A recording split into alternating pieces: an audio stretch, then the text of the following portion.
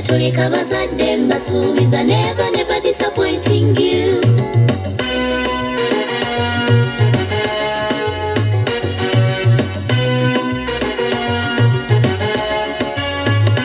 Tuli bamaanyi era tuli bawanguzi mu byensoma n'ebitone tetutudde abasomesa betulina bakugu ddala leeta omwana wajja wanajja kusoma.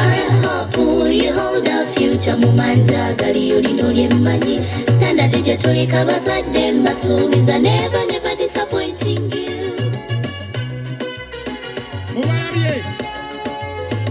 Parents Hope, tuli wano gye tutudde anti tulina dda gyatufaako Mr. Sanya weebale totusudde naffe katusome tetuli kuswaza.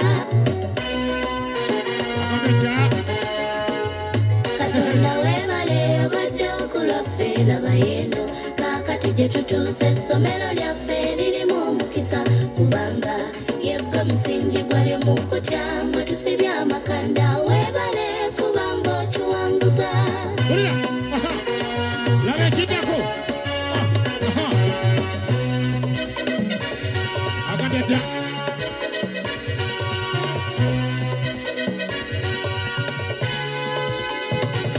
Ebyennyanja ebyensula nze wano nkugamba ne woolitambula eggwanga lino tolibisanga walala. Security gye tulina ya mulembe n'abatukuuma mu bisulo batuwembejja. Empisa ze tulina wano nkugamba ky'omwana aliva wano talire mwansi.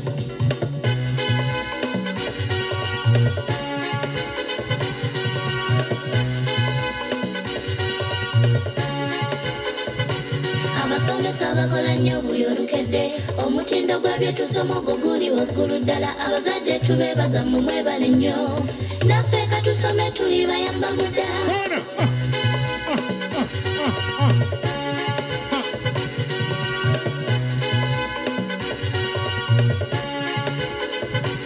Tulina n'entambula nagyalabidde kibagamba ng'essanyu limboganya omubiri. Tulina n'entambula vaani yetuyambako abayizi ffe tutuukire mbudde osanga emisomo toba munnange nnyo gano obadde ogamanyi toba munnange nnyo gano obadde ogalaba toba munnange nnyo gano obadde ogamanyi ayiyiyiyiyiyi.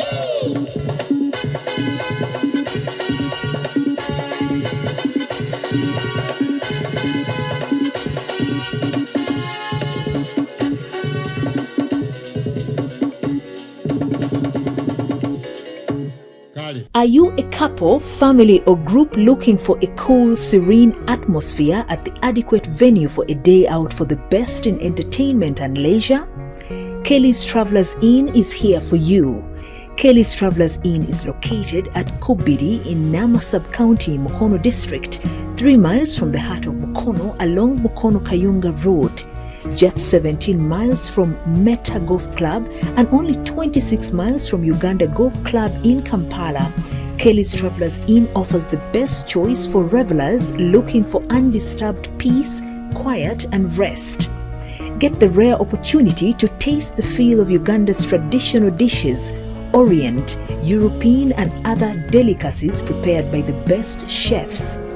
Our accommodation rates are among the best in town and designed to suit our clients' pace with the prime objective of attraction for a second visit.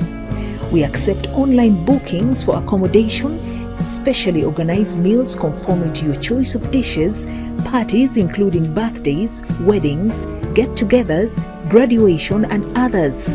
Don't hesitate to come and try our history-making hospitality, bed and breakfast, dinner, DSTV and free Wi-Fi, single and twin rooms meeting your preference.